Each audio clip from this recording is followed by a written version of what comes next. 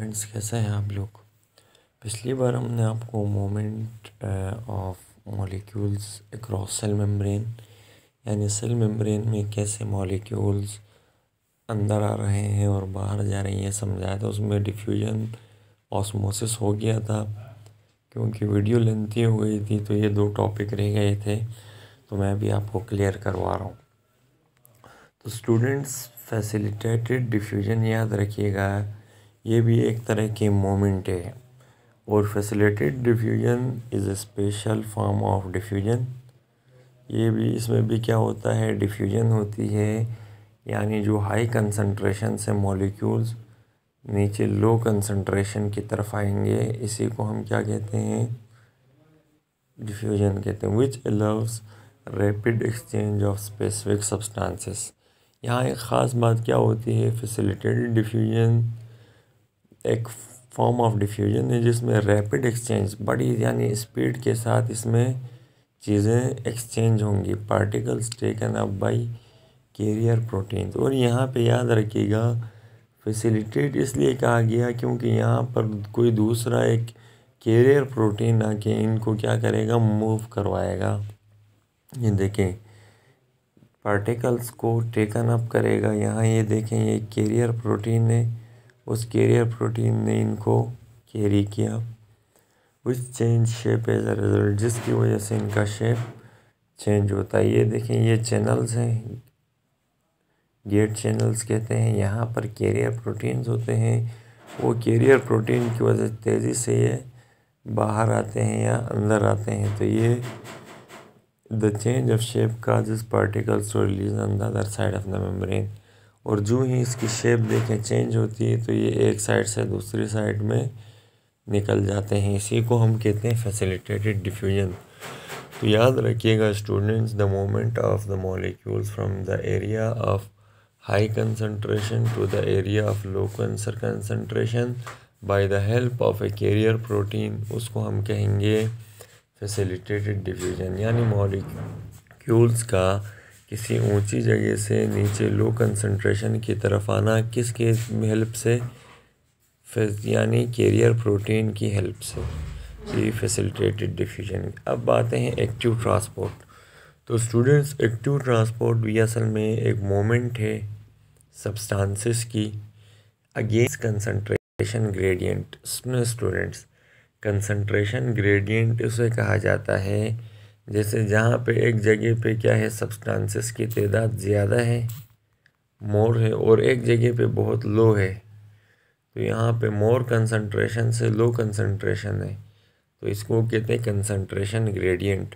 तो यहाँ पे ये एक जगह पे ज़्यादा यानी मॉलिक्यूल्स होंगे, सब्सटेंसेस एक जगह पे। ये देखें, ये क्या होती है, region of low concentration to high concentration using input energy.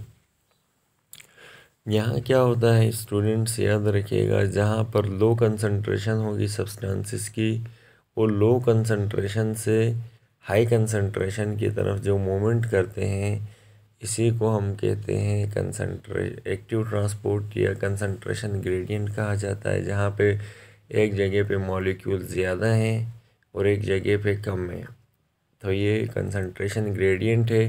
तो ये लो कंसंट्रेशन ग्रेडियंट से हाई कंसंट्रेशन ग्रेडियंट की तरफ सफ़र कर। और याद रखिएगा, इसमें ख़ास बात जो याद रखनी है कि ये जो मूवमेंट होती है स्टूडेंट्स, ये एटीपी के ज़रिए होगी, या एडेनोसिन ट्राइफॉस्फेट हम इसे कहते हैं। और ये एनर्जी है, समझे, सेल के अंदर कुछ काम एटीपी के ज़रिए, जैसे डिफ्यूजन और ऑस्मोसिस, यहाँ पर एटीपी नहीं चाहिए थी, एटीपी के बगैर पैसिव ट्रांसपोर्ट थी। एक्टिव ट्रांसपोर्ट में एटीपी की हेल्प के ज़रिए जो यानी मूवमेंट होगी मॉलिक्यूल की from there low concentration to area of high concentration by the help of ATP, adenosine triphosphate, it is called, यानी इसको हम क्या कहते हैं, एक्टिव ट्रांसपोर्ट। अब इसमें याद रखिएगा, ये सेल मेम्ब्रेन है, और सेल मेम्ब्रेन के अंदर ये सोडियम के चैनल्स हैं, ये पोटाशियम के गेट्स बोलें, चैनल बोलें, बात ये की हैं।